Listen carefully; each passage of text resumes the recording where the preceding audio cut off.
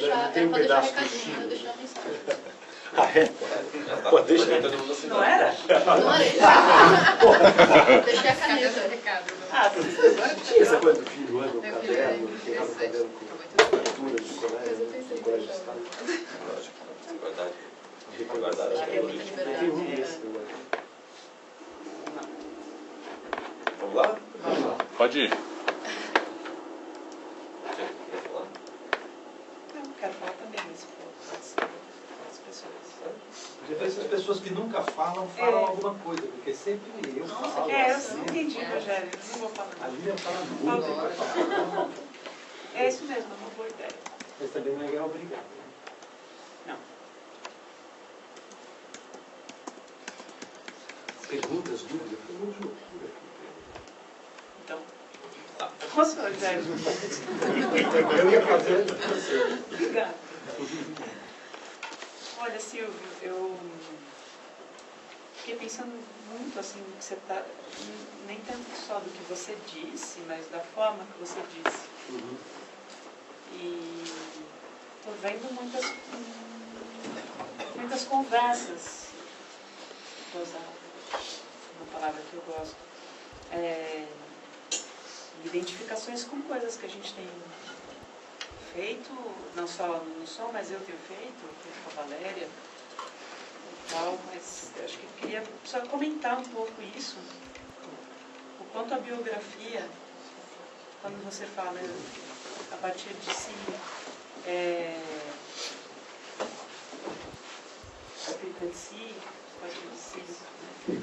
é interessante para sair um pouco do problema que você, de várias formas, foi se aproximando, que é do pensamento hegemônico, o quanto ele é presente, né? E o quanto na música em especial é algo que a gente sente desde muito cedo, né? As replicações, as teorizações, e isso inclui aqui a discussão sobre o gênero, que é exatamente nessa mesma linha, né? Problemática, porque você acaba replicando ou, para usar o que você disse, tendo esses a priori, né? Mas eu achei muito interessante porque tudo que você usava para falar de uma coisa alçava uma discussão que era de uma ordem do acontecimento, de uma experiência sua. Eu notei uma particular aqui, ó. A gente almoçou no posto de gasolina. Essa imagem desse lugar, da experiência que você teve daquele lugar, do ser o posto de gasolina, não me parece uma coisa irrelevante. Porque você começou dizendo, isso aqui é tudo bobagem, isso aqui, né? Os cadernos. E ao contrário, né? O quanto o rascunho é importante, ou o quanto as experiências, as contingências, para usar uma outra palavra que a gente tem começado a pensar aqui, as particularidades, elas, se não trazem uma solução, porque não é essa a pretensão, mas elas, de alguma forma, pensam, né? Ajuda a gente a pensar de outras formas, porque ser cooptado ou ser cooptado por uma linha mais forte é muito fácil, né? Muito rápido, o tempo todo, em todos os contextos, não só numa escola de música, numa escola de filosofia, na rua, né? Na padaria, no rádio que você liga e você escuta, você tem que comprar alguma coisa, sei lá, em várias ordens. Mas isso era só um comentário sobre isso, mas se você puder falar um pouco mais o quanto a gente tem pensado um pouco sobre a biografia, o se colocar quando você vai falar de um trabalho. Eu sei que o seu assunto, o seu interesse é da ordem da criação, passa por aí, você está mostrando isso, mas acho que isso também está em outros debates, não só para falar de criação, como falar de criação, mas também dessas forças hegemônicas que passam. E essa discussão, ouvindo você falar, é muito presente, lembrar também do debate que a gente tem aqui no outro campo, dos estudos do som. O quanto um determinado repertório ou discurso. Isso. Quando o discurso entra, né? Quando o discurso sobre uma coisa ele toma a frente, talvez, de outras coisas, alguma coisa ali nessa dinâmica acontece. Né? Então, não sei se eu tenho uma pergunta em especial, mas acho que se puder falar um pouco mais sobre isso. Você já falou muitas coisas sobre isso, mas talvez sobre a biografia, sobre essas experiências de vida contingenciais naquele lugar, naquela pessoa. Era posto de gasolina, a gente comeu uma porcaria. Posso perguntar uma palavra nesse jogo, que eu acho que é interessante, tem muito a ver com o direcionamento do projeto no som, que é a coisa do particular, né? Que é o termo anedota ou anedótico, né? Muito frequentemente usado para indicar esse tipo de informação, né? Com já uma pré-avaliação de que aquilo não é importante para a história, é só acidental, né? Mas eventualmente pode, né, adquirir uma importância, uma influência do que é principal no que não é anedótico. Tem um negócio. Esbarrem nessa expressão anedótica em algum momento. Não, só pegar pelo anedótico. Tem um texto muito bacana, de Maria Rosa, Introdução em Grandes Sertões Veredas, sobre a anedota. O anedótico é o que não foi dito. Né? E daí ele pede, inclusive, quando você chegar naquele livro, vocês descobrirem alguma coisa, por favor, não digam. Né? E daí ele vai falar sobre essa coisa do anedótico, né? Do que nunca foi dito. Mas com relação aos lugares e acho que isso tem a ver um pouco com o tal tempo todo tentando pensar a ideia de singularidade. Ou seja, existe uma... Aqui eu estou com um vídeo que eu assisti anteontem na minha cabeça, fica me perseguindo. Né? Tem um vídeo muito bonito agora, finalmente tem disponível um trecho no YouTube do Fernando Deligny sobre o trabalho lá na clínica com os autistas.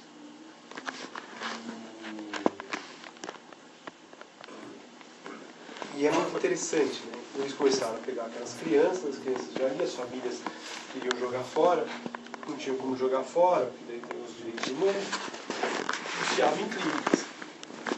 Ora, daí o Deligny e um grupo que trabalhava, peraí, enfia na clínica você topa, você vem para dormir, né? Deixa em estado de hibernação até um dia que acabe. Aí a família vai lá, pega no fim de semana, acha que está bonitinho, leva para a festa de aniversário, traz, você veste, etc. E o Deligny começa então a tentar viver com essas crianças uma coisa impressionante. No grupo do Deligny era proibido falar e se expressar verbalmente. Então não tem que se expressar verbalmente com aquelas crianças autistas que não se expressam verbalmente. Tinha que se tentar descobrir como é que elas falam, e o que elas falam, como, e falar igual. E eles passavam o dia inteiro juntos. Mas eles precisavam fazer um relatório para a família. Chegava no fim de semana, as famílias iam buscar. E meu filho está bem? Ah, está bem. Levava para aquele aniversário, de volta. Ah, mas como é que está a evolução dele? Então o Deligny tem uma ideia, ele é alguém do grupo, que é de ir fazendo as cartografias, que são os riscos. Veio, ficou rodando aqui, veio, ficou rodando, parou, ficou parado, horas repetindo tal frase, veio para cá, veio, voltou aqui, veio para cá, voltou aqui, foi aqui de novo, parou, ficou 4 horas sentado, veio. E eles iam fazendo isso em papel. Claro, a captura é rapidíssima, né? A hora que descobriram que o trabalho do Deligny tinha uma importância qualquer, teve uma exposição no Centro Jorge Pompidou dos desenhos do Deligny. Pena que eu não comprei, pô, um livro desse tamanho custava 90, 120, 140 euros. É um treco pesado, o livro com todos os desenhos que eram feitos em papel manteiga. E daí você sobrepunha e via os trajetos. Então eles desenhavam o mapa, né, os lugares, tudo mapeadinho, e depois desenhava a cartografia da criança em cima, né, que era o trajeto que essa criança tinha feito e o caminho, e um pouco em conversa com o que estava acontecendo em La Moda. E tem um vídeo sobre a sono, agora não lembro mais exatamente, mas assim, é um vídeo impressionante. Saiu traduzido em português, né, o Aracnídeo, Aracneanos. O Aracneano, do Fernando Delune. Saiu traduzido pela N. Medzuni. E bem interessante que é assim, os trajetos de cada pessoa, os trajetos que uma música faz, ela tem uma certa singularidade. A singularidade do Beethoven, se ele estava na viagem, e ele imaginava na cabeça, isso é dele. Foi embora, foi pro ralo. Mas existe uma singularidade do meu contato com esse Beethoven. E o meu contato com esse Beethoven pode se enriquecer de outras coisas. Né? Pode se enriquecer de... eu estou ouvindo Beethoven, eu estou vendo a partitura do Beethoven enquanto eu estou assistindo um filme, ou enquanto eu vivi uma determinada coisa. Como que essas coisas podem se relacionar? E daí até nesses desenhos que eu estou projetando, tem um que um dia, num concerto de eletroacústica, eu fiquei pensando, como analisar essa peça do Rodolfo, né? E daí eu estava com um caderno e fui anotando enquanto... Era uma peça do Rodolfo, uma peça do Fernando. E daí, aquela coisa acadêmica, vamos ter que escrever um paper. Tive uma ideia para escrever um paper, mas a ideia não deu certo, porque eu acho que isso aqui não passaria, mas pelas Ampon, Opus Dei, esses negócios, ia rolar de maneira alguma. Alguém ia falar, maravilhoso. Aí eu comecei a imaginar, existe uma espécie de uma escala. Toda música é um fluxo de energia que se manifesta sonoramente, mas praticamente em todas as músicas, em todos os povos que a gente vai atrás, e mesmo na eletroacústica, mesmo ela não escapa, existe uma escala, uma maneira de criar escalas. Pegar e criar conjuntos de sons que se relacionam com outros, e criar uma escala. Né? A nossa cria escala, os caras fazem mais agudo, mais grave, a eletroacústica faz indo do ruído do som puro, o outro faz indo da massa para o grão, etc. E tal. Então, eu comecei a imaginar ali durante o concerto da peça do Rodolfo, que a peça do Rodolfo fazia daí eu imaginei, que genial, fazer uma cartografia deliniana da peça do Rodolfo. Eu crio um mapa que tem luz, sombra, terra, cosmo, dia, noite.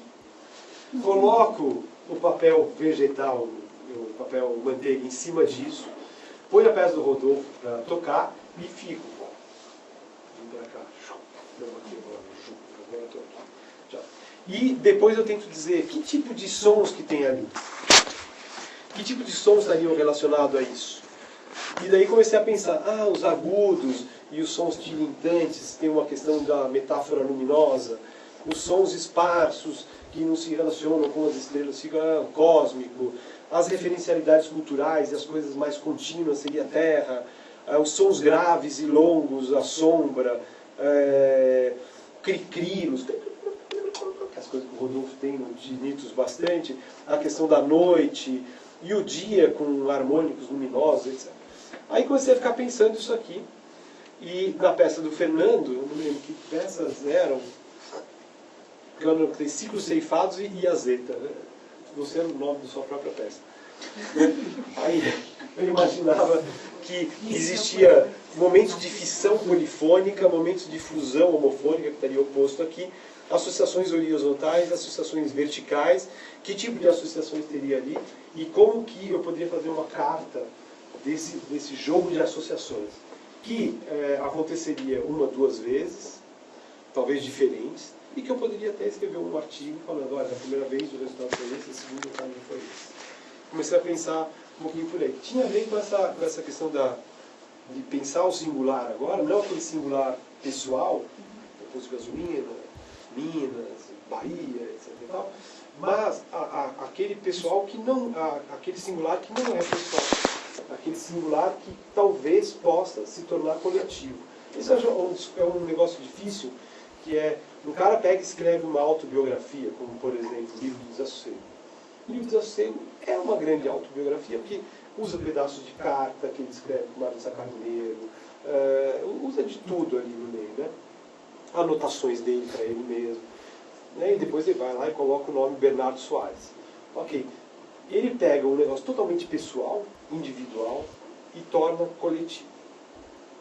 Ele percebe que existe uma força naquilo que ele vive pessoalmente que é coletivo. Então, até não é só a questão singular, existe uma situação de enunciação, onde o enunciado aconteceu, etc. E tal, mas aquela situação de enunciação ela pode ter uma força maior. E daí me lembrou que você falou da gasolina, eu lembrei de um treco muito genial, que é os autonautas da Cosmopista, do Cortázar, onde ele e a esposa dele se propõem a seguinte coisa: Paris-Marsella parando em todas as paradas. Caldo de cana. Ele tem que pernoitar. Ele para, conhece as pessoas, o cachorro, o gato, come o caldo de cana, vai na casa do cara, fica lá, dorme no trailer, dia seguinte, carro, anda 3, 4, 5, 10, 40 quilômetros, de repente, opa, entra, mais uma noite. Pode ser que saia de carro e tenha que andar 100 metros, e tem outro, e um pernoite. E assim foi um ano de viagem, está no livro, chamado Os Cosmonautas, os Autonautas da Cosmopista, né, que é muito bonito o Cortázar, que tem a ver com essas pequenas singularidades. Por quê? Porque a gente passa pelos postos de gasolina, põe gasolina e come e sai fora, você não sabe nada daquilo. Aquilo passa pela sua vida e vai para o lixo. Né? O que faz com que as pessoas daquele lugar se sintam um lixo. Né? Por isso que elas amam caminhoneiros. Porque o caminhoneiro é o cara que dorme ali. É o cara que passa a noite inteira, então as pessoas conversam, caminhoneiro, o cara é afiado, tira foto, não sei o que lá, casa. Adoram o caminhoneiro. E o caminhoneiro para. Para ele a estrada é uma casa. Né? Então tem um pouco nisso aí, talvez, a questão do singular. E de que lá vem. Mas ele não é necessário. Né? Uma pessoa pega, outra não, né? Para um é interessante, para outros não. Mas isso é... Agora, na hora que você vai fazer música, isso tem uma certa importância. Porque o poço de gasolina, tem cheiro de gasolina, tem barulho de carro, barulho de gente falando, barulho de copo batendo.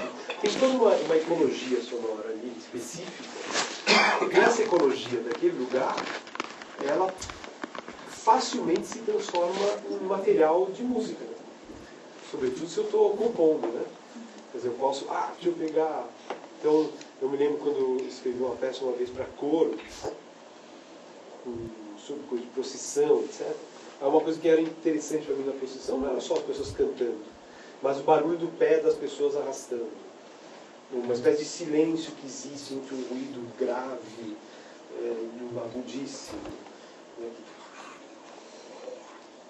Aquela coisa meio assim, um negócio esquisito. Né? A procissão é um lugar meio esquisito, um louco dentro do seu corpo. Então, esse tipo de coisa, como é que isso pode virar som? Então, composicionalmente, quer dizer, do ponto de vista... É genial. O Giacometti, um dia tinha acabado de tomar uns goró no boteco, ele vai atravessar na Piramide, ali perto do Louvre, e ele é atropelado. Ele é atropelado e daí ele coloca um gesso. Imagina um gesso, né, que 60 anos. Trombones. Se você pega a maioria das esculturas do Giacometti, tem um pé, que é um gessão, uma base. E essa base está ligada àquele pé gesso. Ele vai escrever sobre a noite, ele vai escrever sobre essa experiência de ter sido atropelado, da mulher ter falado que ele era o culpado, e todo o negócio que aconteceu, e etc. E que depois ela levou ele para o hospital. E daí vem toda a coisa da figura do feminino, vai através de figura de feminino e o pé bota. Então a figura do feminino etrusco, pequenininho assim, com um pé bota desse tamanho e uma base. Né, aquele micro feminino.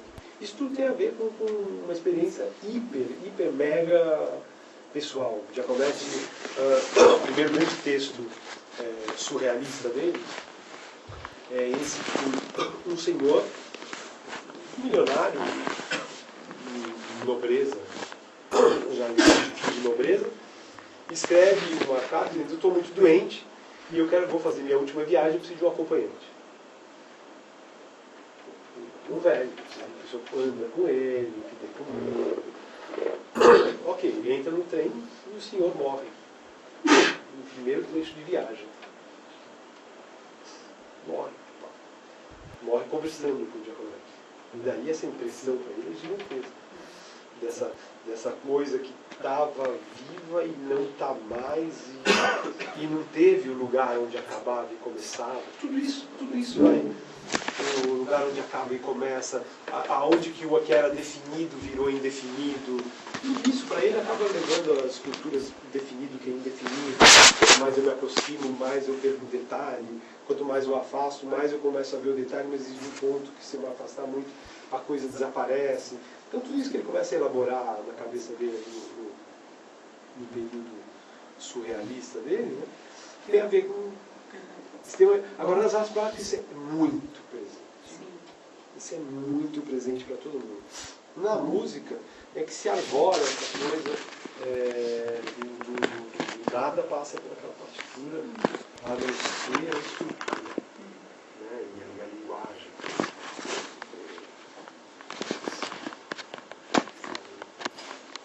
Só andando um pouco, mas ajuda a entender essa observação. É pessoal, aí a outra partida é no coletivo, no singular, no pessoal, no particular e o singular. Tem um monte de particularidades e eles são conviventes que tornam essas particularidades singularidades. Você pode passar mil postos de gasolina e não acontecer nada, mas aquela passagem não só é particular, como singular. Se tornou singular. Isso também tem a ver com esses agenciamentos, com essas forças que estão em volta de cada acontecimento desse tipo. O que colou ali, né? Que tipo de relação que acabou acontecendo ali, mais do que estava ali, né? Que relação aconteceu ali? Né? Então, quando um professor já tem um posto de gasolina, ele nunca te viu, né? É simplesmente uma coisa muito sui generis e afetiva, né? É diferente de Jacques Villard me recebeu no gabinete dele.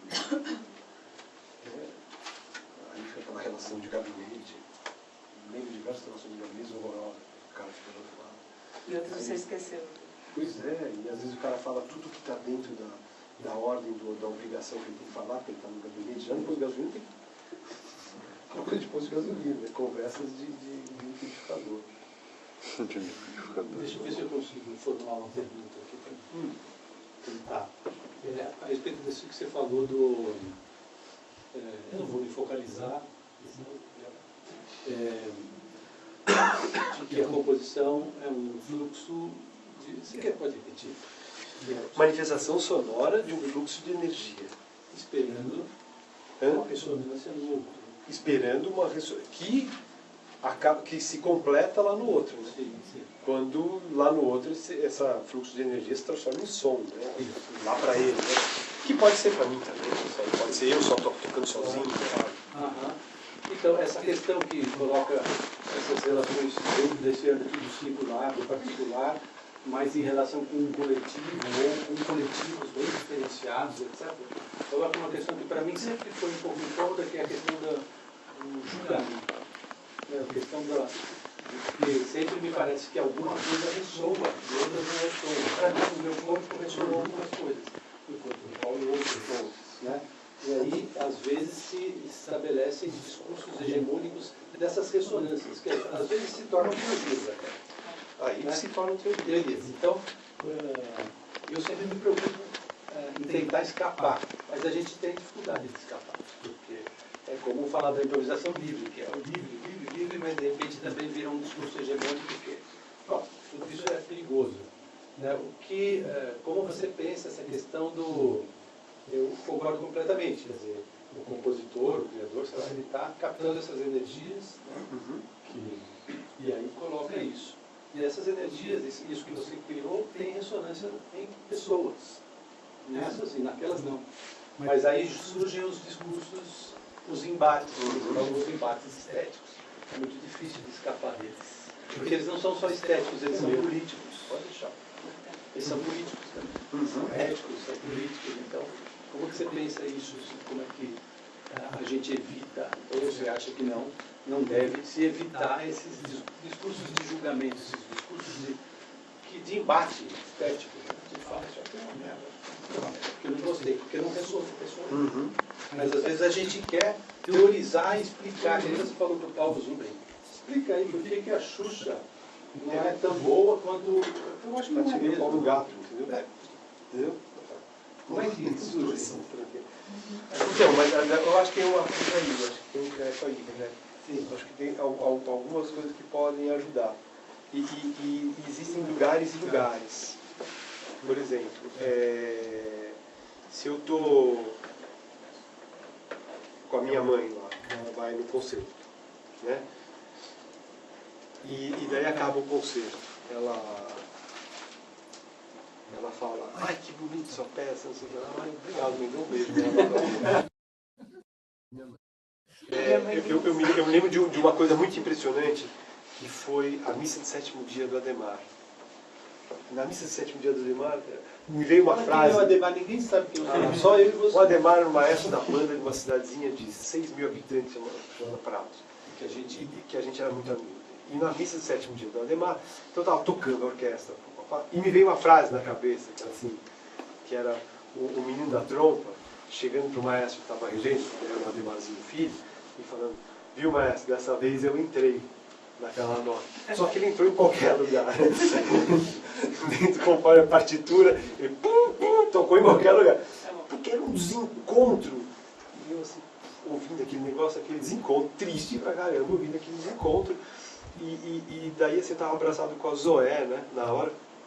Daí a Zoé virou para mim, Silvio, papai merecia isso, que lindo.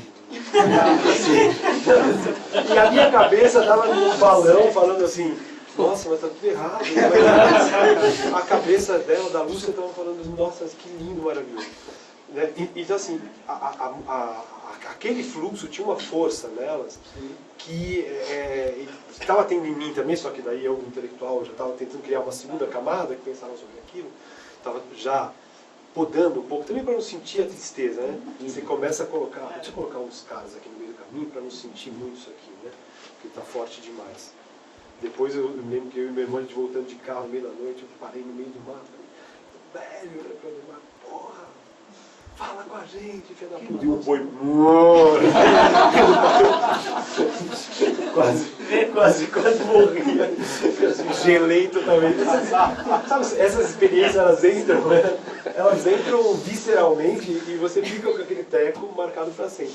Mas, para mim, veio um negócio de que, do ponto de vista estético, a orquestra estava tocando mal. Do ponto de vista hegemônico, a orquestra estava tocando mal.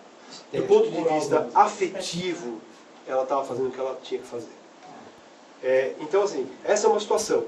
A outra situação eu estou numa sala de aula, um cara fala para mim, olha, eu gostaria de fazer uma escultura como a do senhor, etc e tal, e estou lá, com mármore, e o moleque está lá e, ai, caçamba, trincou mármore de ponta a ponta. Aí eu vou ensinar para ele, então, você pegou o mármore errado, que o mármore certo não tem veio, e então eu vou te ensinar uma técnica. Isso é uma coisa, que eu vou te ensinar uma técnica, um conjunto de ferramentas, que te ajude a resolver um problema que você tem. É muito difícil, eu até escrevi um artigo, que era aquele avaliação composicional, né, que era de você, o cara veio te pedir uma coisa, você pega aquilo que ele te pediu e fala, tá bom, então deixa eu ver o que eu consigo te ajudar a resolver. E um pouco que nem psicanalista, muito mais ouvir do que falar. E não está no âmbito da poética. E não tá, a poética não tem como entrar no âmbito da poética. O conjunto de relações que ele, de objetos, ou seja, o que for, que ele escolheu, é o conjunto que ele escolheu. Os chineses já no século VII, né, tem um livrinho de textos diversos de pintores chineses desde o século VI. Já no século VII, eles tinham a pintura de paisagens, a pintura de figuras humanas, a pintura de situações, cenas, e a pintura de manchas, além do calígrafo. Então, assim, o Ocidente demorou muito para chegar na música contemporânea que a gente chegou agora há pouco, né? E ela é simplesmente uma música de manchas, que não é uma música de melodia, que não é uma música de estrutura rítmica, né? E pronto, é um outro tipo de música. Mas a gente, como essas coisas foram sendo proibidas no Ocidente de acontecer, ao invés da gente vê-las como conquistas, a gente foi dado para a gente uma linha como se na verdade fossem sucessões. Né? Ou seja, os historiadores venderam para a gente que ao invés de eu conquistar o mecanismo, eu ganhei sucessão. E que estando aqui eu não faço o que estava atrás, não devemos voltar atrás, etc. Então, acho que agora com relação ao quando você está falando com o aluno, daí não é juízo mais, eu não estou julgando o trabalho, eu estou vendo ali, ele está achando que tem um problema ou que não tem, e eu estou falando, eu acho que tem um problema aqui. Ele tem que resolver ou falar assim, para mim não tem, ok. Para você não tem, não tem. Mas isso acontece, eu concordo totalmente. No âmbito da técnica, mas no âmbito da poética muitas vezes acontece. Aí tem o cara que mete o dedo no âmbito da poética de falar, essa não é a minha poética. Mas às vezes, por isso que eu acho que assim, o cara para ser professor de composição na universidade, nós três aqui somos, a gente conhece música de tradições diversas. E a gente é capaz de, brincando, fazer essas músicas. Certo? Agora tem outras pessoas que não são capazes. Elas só conseguem fazer aquele beabá delas e qualquer coisa que sair daquilo está errado. Aí eu acho que o lugar desse cara não é a universidade. Talvez escrever para jornal, crítica para jornal, etc. Para julgar. Aí entra o juízo, entendeu? Mas agora a gente tem que tomar cuidado que assim, que seria o julgamento moral nesse caso. Seria um julgamento moral. É diferente de uma relação técnica e que pode valer ou que não pode valer, e um jogo de reciprocidade, né? Quer dizer, lembrando aqui, um dia o Cafegiano chegou com um problema sério, né? Sério, o compositor tem uns problemas, né? Porque o compositor tem um problema que é o seguinte, o cara não tem problema nenhum. Aí um dia ele acorda de manhã e fala, vou escrever uma peça para piano. Acabou, passou a ter um problema, né? E ele tem que escrever, eu vou fazer um treco, vai ter um problema. Então o Cafegiano chegou, cara, estou com um problema, não consigo aumentar o tamanho das minhas músicas. Elas estão ficando muito curtas. Aumentar o quê? O dado das músicas, elas estão muito curtas. Eu falei, sabe que você não cresce pelo meio, né? Em vez de você crescer pela ponta, que você nunca conseguiu, cresce pelo meio. Abre uma fenda, enfia um outro treco, abre uma fenda, enfia outro. E faz uma música de 1 minuto, abre uma fenda, põe outra de 1, abre uma fenda, põe outra de 1, uma outra fenda, põe outra. Você faz 10 minutos, tem feito 10 pecinhas de 1 minuto, que é muito fácil. Né? Só que você vai enfiando lá dentro. E depois, aqui você vai ver, cara, as coisas vão se casar de uma maneira, né? Como diz Orlando, o som lá no mundo deles, eles se relacionam, a gente não precisa da gente. Eles são amiguinhos, eles conversam. E passei essa proposta para o Sérgio. O Sérgio nunca usou isso daí. Nunca usou. Passados uns anos eu estava compondo uma peça, a peça não ia para frente. Fermento, sal, o negócio não ia, água, forno, não saía. Putz, o negócio eu precisei pro Cafegiano, vou usar. Aí eu comecei a usar o treco que eu tinha ensinado. Então a reciprocidade também é importante, né? Esse feedback. Você foi lá, ensinou um negócio para o cara, mas o cara estava ensinando para você mesmo. E tem um treco genial que às vezes eu me propunha de chegar em aulas na PUC, falar bem, gente, hoje a aula, então, sobre aqui, um conceito, não sei das quantas, papapá. E assim, para essa aula eu não vou preparar nada. E o tempo, e eu chegava na aula e falava assim, a minha aula tinha uma estrutura que era assim, a primeira parte da aula era perguntas. Então, gente, da aula passada, o que vocês têm a perguntar? Aí, às vezes isso virava a aula inteira. E era uma espécie de prazer de ficar tentando resolver o problema que as pessoas colocavam. Uma pessoa tossiu, então, a tosse, tudo era um mecanismo de ficar criando soluções. E eu acho que o compositor tem um pouco isso, né? Talvez o arquiteto, o dramaturgo, o cineasta, tem um pouco isso, né? Ele cria um problema que nunca existiu e ele tenta resolver esse problema. E o grande barato dele, assim, digamos, a energia dele passa por esse lugar. Não está resolvendo o problema. Tipo, tem um problema. Não é um problema que você foi lá e procurou, você tropeça, né? O problema a gente tropeça, né? você cai num problema, né? Você não quer dar um encontro, não da vontade, quero ter um problema amanhã cedo. Ninguém quer ter um problema amanhã cedo. Todo mundo quer amanhã ficar numa rede, né? Sol, água de coco, sem problema. Mas na hora que aparece um problema, você tem que resolver o problema. Como resolve o problema? Tem a ver com isso. Calma que eu sei sim. Estou perguntando. Não sei nem elaborar direito, mas aqui você falou sobre os corpos e os instrumentos como nós. Aí eu queria que você falasse um pouco mais sobre isso. Os corpos e os instrumentos, né? Sim. Então, todo instrumento tem um corpo dele.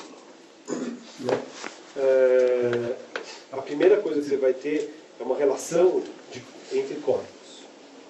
Então, só um corpo extremamente doutrinado, duro, doutrinado, então a posição vai tocar, por exemplo, um Camanche, um violino, ou vai tocar um violino. Já esse corpo não é esse corpo que está presente, por exemplo, em tambores ou em marimbas. Para se tocar certos instrumentos, por exemplo, como o tambor de tronco, né, que você não consegue levantar para tocar aqui em cima, você tem que ter uma estrutura muscular para ficar ajoelhado impressionante. Ficar ali sentado horas. Para se tocar em certos rituais que duram uma noite inteira, 15, 20 horas, você tem que ter uma estrutura vocal que você não perde no meio do caminho. E um tipo de emissão vocal que é selecionada aí, né? Aquelas emissões que sobrevivem a 15 horas, né? Que nem o Suyas. Você precisa de enquanto que, por exemplo, uma cantora lírica, se ela for lá, ela vai cansar, vai precisar de água, etc. e tal. Os menininhos pigmeus estão cantando um tempão. Né? Então, existe essa relação de velocidade entre os corpos e relacionado ao instrumento. Essa é a primeira coisa que a gente tem. A outra coisa é o próprio corpo do instrumento. É uma coisa que num concerto, num espetáculo, a gente vê. Não só a gente vê, né? Eu acho que na aula da prova de titular, né? Que eu mostrei lá, você tem instrumentos fitomórficos, que parecem plantas, instrumentos antropomórficos e zoomórficos. E instrumentos tecnomórficos, né? Os instrumentos do pessoal do grifo, que parece uma máquina desmontada, ou as coisas do Tangueli, que parecem grandes máquinas, etc. Então, existe essa dimensão visual do instrumento. Né? Mesmo quando a gente está ouvindo só o som daquilo ali, por uma questão proprioceptiva, a gente consegue mais ou menos imaginar por que caminho teria passado o fluxo de energia ali, aonde ele teria emperrado. Eu falo muito disso em aula, né? Sempre eu desenho essa cadeia, que é a cadeia de energia que nasce no pé, aí passa pelo corpo todo, vem para a ponta do dedo, vem para a mão, vem para o peso do braço, e vai passar para o instrumento, e vai fazer a corda entrar em ressonância, aí tem todo um sistema de amplificação e filtragem, e finalmente de difusão. Você tem um corpo aqui, é um corpo só. Fica meio teórico, mas quando você fala isso para um instrumentista é impressionante. Porque ele vê o violino a partir do dedo. Então, quando ele está vendo o violino a partir do dedo, tem uma aluna aqui no departamento que toca flauta maravilhosamente bem. Mas ela vê muita flauta aqui, porque o professor dela fala que a flauta começa na boca e na mão. Ok, genial, a flauta começa na boca e na mão. Ela está assim. Assim. Eu já falei para ela, não sei quanto tempo você vai existir desse jeito. Tá? Uns 40 anos de idade, sabe? Isso aqui já vai ter criado um problema cervical, que cria um problema aqui embaixo e vai acabar com um problema na unha do pé. Entendeu? Porque esse negócio é uma cadeia só.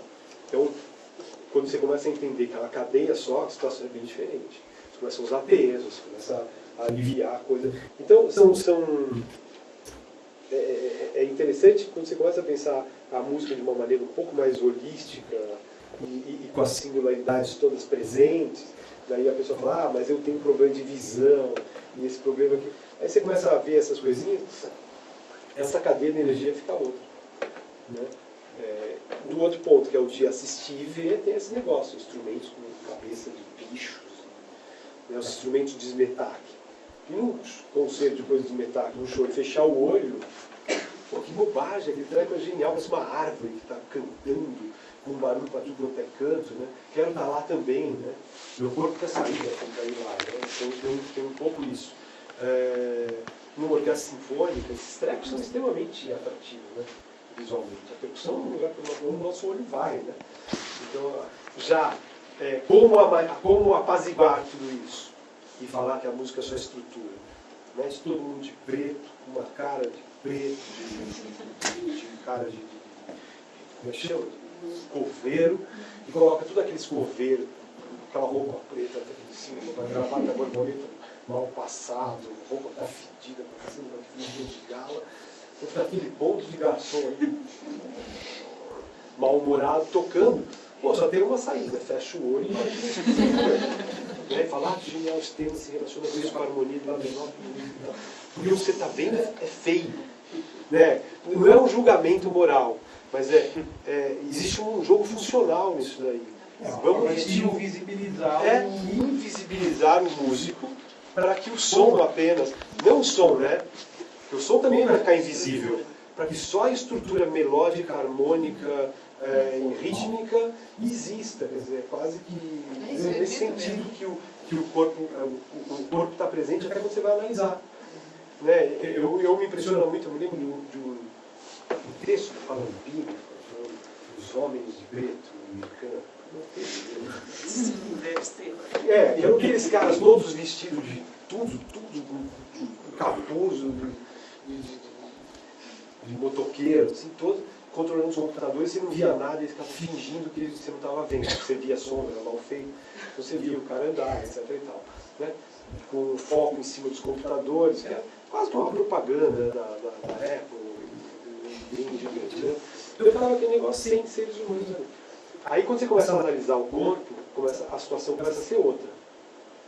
Quando você começa a analisar uma música mesmo da tradição, e você coloca o corpo, você começa a falar, olha que genial.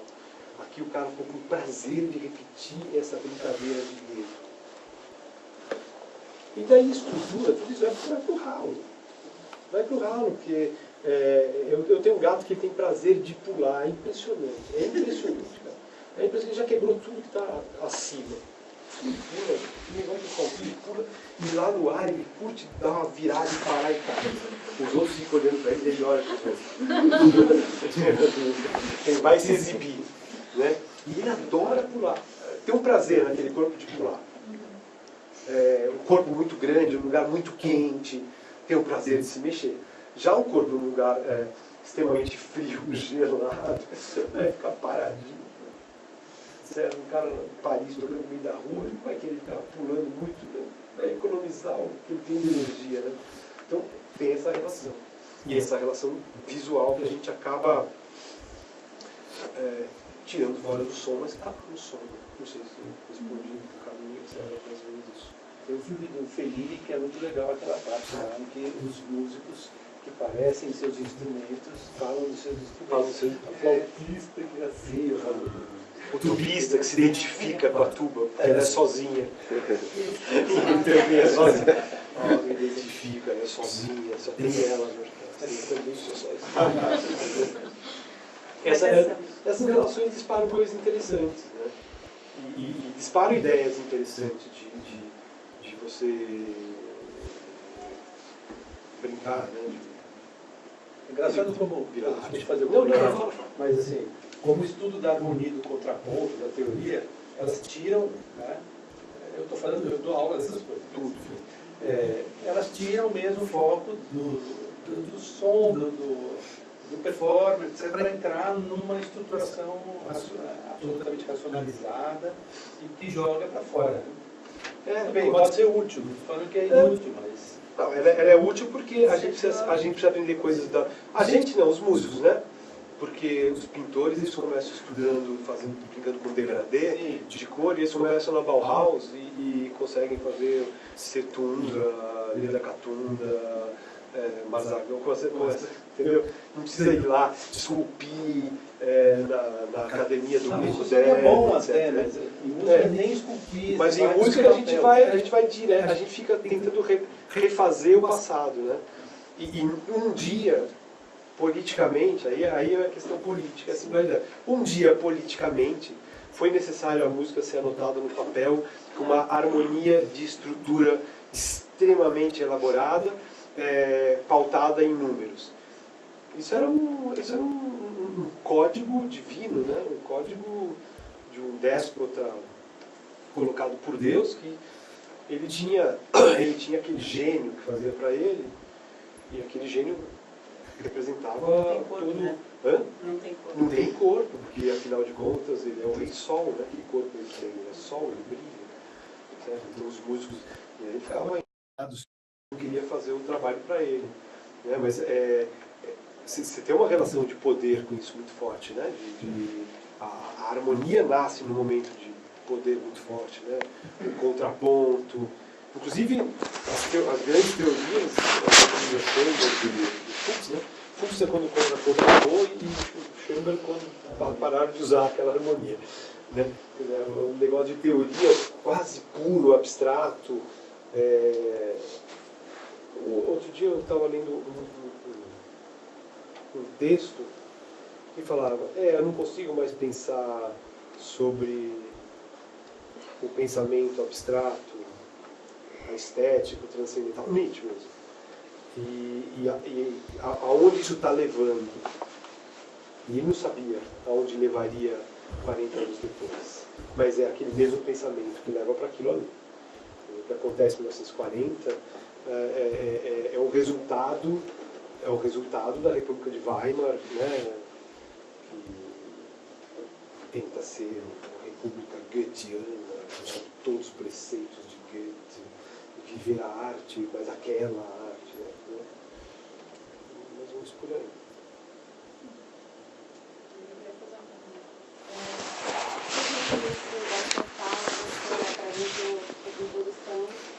E colocou as imagens dos desenhos e eu pensava como você passou por esses desenhos. Era quase que como se estivesse ouvindo uma música visual. Né? Eu queria saber como você tem se apropriado dessas imagens, tanto após a composição, né, como você fez hoje, como na construção dessa composição. Né? Elas vieram antes, a composição surgiu a partir desses desenhos, e como esses espaços, eu vi que eles tinham Praça da Sé, Ribeira, e muitos transversais, enfim, como esses desenhos influenciam e têm importância no teu trabalho. Bem grande, a importância é bem grande. Porque uma coisa que para mim é bem clara assim, é que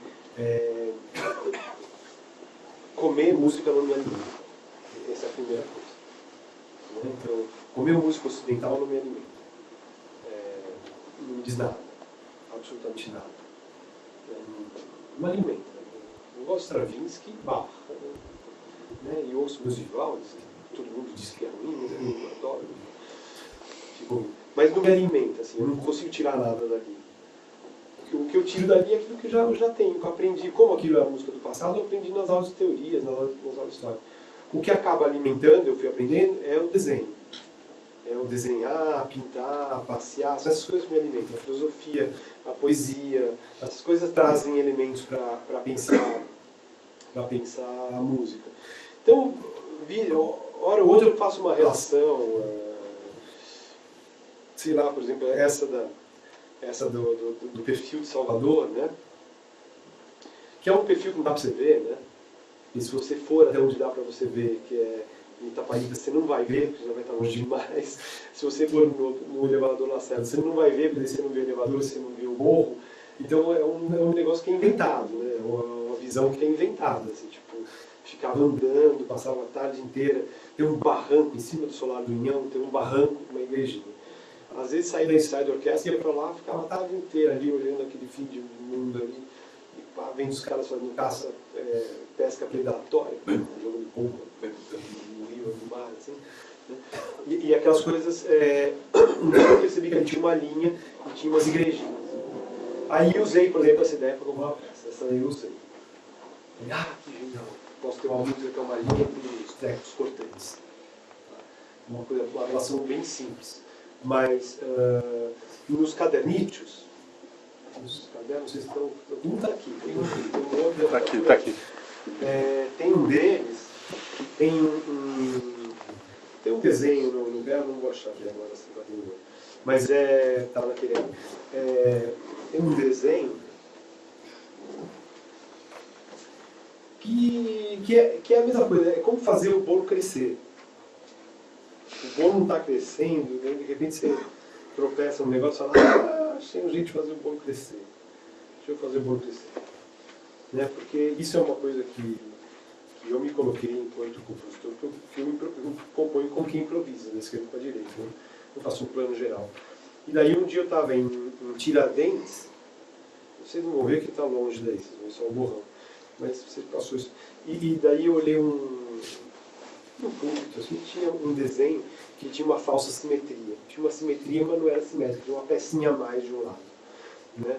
E daí eu fui ver outras coisas que tinham falsas simetrias. E daí comecei a projetar essas falsas simetrias ritmicamente, por exemplo. Né? Só que não tem absolutamente ligação uma coisa com a outra, porque simetria é uma coisa da ordem do espaço e quando eu coloco o rítmico é da ordem da sucessão. Um é da ordem da simultaneidade de presença, o outro é sucessão. Ora, na ordem da sucessão não tem como voltar para trás, né? Não tem como virar para trás. Mas não era isso que estava me interessando. O que estava me interessando era criar uma maquininha qualquer que gerasse estruturas rítmicas. Aí vi se a estrutura funcionava. Funciona, bacana, vou usar. Se não funcionava, fica aí a anotação, é bonitinho. Né? Funcionar para você é o quê? Escuta. Escuta total. Escuta total. Eu tenho cadernos onde eu tenho anotado. Porque um dia escrevi tais peças, tal, certo. Lixo, joga fora, porcaria, não serve para nada. Aí outras que eu acho bacanas. Mas daí você vai jogar fora, mas já viu um cara que já tem a partitura, que guardou a partitura, se você jogar fora, você perdeu tempo, porque o cara guardou a partitura.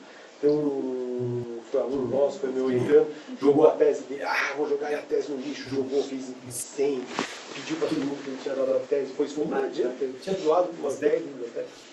Já estava na biblioteca, não tinha como tirar lá, por fogo, e já tinha xerox, e não tem saída. Então, assim, uma vez feito, aí tem uma frasinha do Pessoa que ele fala assim, até mesmo os poemas ruins têm que sobreviver, tem o direito de viver um pouco. Você escreveu um poema ruim, mas tem o direito de viver um pouco. Afinal do pouco é um serzinho, né? Que nasceu, tentar ao menos viver, né? Pode ser que ele desapareça, né? Mas, ele é ruim para você, né? Mas pode ser que para outra pessoa seja um encontro de uma força tão grande e como o encontro não se dá na ordem da coisa, na ordem desse pontos de nós, né? Esse nódulo onde passa um monte de linha, como é ali que se dá o encontro, o cara às vezes pega um lixo, mas naquele dia aconteceu um negócio aí importantíssimo. E, aquele treco ganhou uma importância para ele que eu nem imaginava. E naquele dia caiu uma luz que ilumina um pedaço que ele viu e achou importante. Tem um lado aí que é um pouco, a gente pode pensar um pouco místico. Tá? Mas é que é um lado, se a gente pensar que um dia Gaia fez caos é caos, né? É o pai de todos, né? O pai de todos, isso é caos. Um dia místico, Gaia mas fez caos. tem algo da subjetivação. Sim, claro. Né? Não, mas é isso, caos é caos. Um dia Gaia fez caos. Gaia e caos tiveram Cronos. Pode ser uma coisa mais oposta, né? Cronos come os rainhas, etc. Não deixa aparecer. Porque ele disse que o filho dele vai matá-lo. Né? Porque ele mata a cara. Aí o filho dele vem, que é Zeus. E um dia Zeus detona Cronos. Então você tem toda essa coisa, não dá pra gente jogar fora isso aí. Né? E é bacana às vezes ficar encontrando ressonâncias.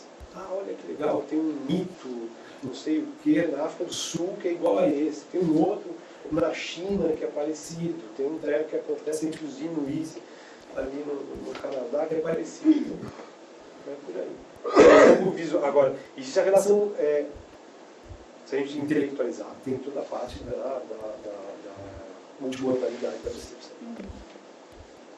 Olho, boca, nariz, está tudo no mesmo lugar, né? O pensamento multimodal é muito presente o tempo todo. Né? Não tem som sem visão, visão sem som. Por aí também.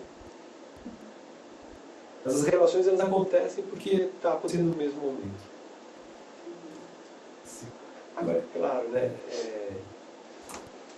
E seu olho encontrou alguma estabilidade ali para olhar.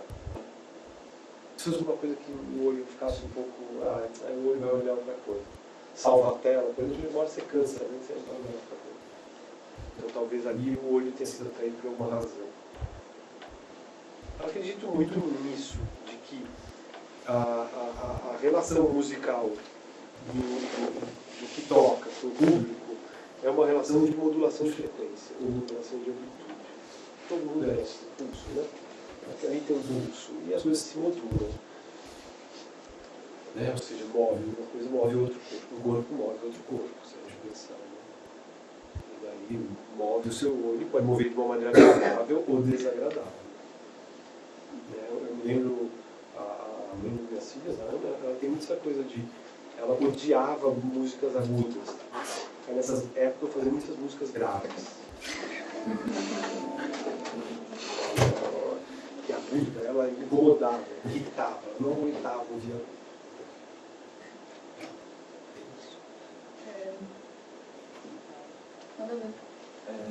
queria perguntar um pouco, juntando algumas coisas que você falou.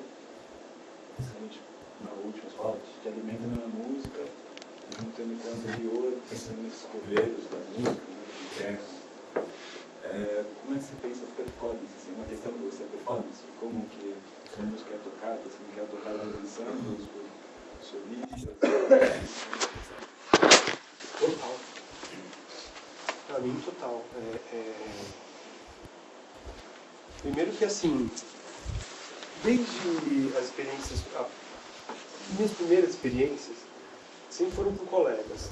Minha primeira peça que tocou com o Rogério, o Pedro Paulo Salles, a Lídia, né, o Gil Jardim que estava regendo, eram colegas. Né? Sempre quando eu vou escrever uma música, eu imagino uma pessoa que está tocando. Então, por exemplo, a primeira peça que eu escrevi, que era dupla viola e violino, o Rogério tinha a técnica que tocava aquela peça. Fala mal pra caramba. Você vê como a peça é fácil. Né? Mas era isso, era o Rogério que estava na cabeça, entendeu? Era o Rogério que eu ouvia ele tocando e era ele que estava tocando na cabeça. O piano, a Lídia que está aí na cabeça. Então tem uma relação, primeira que é essa de parceria.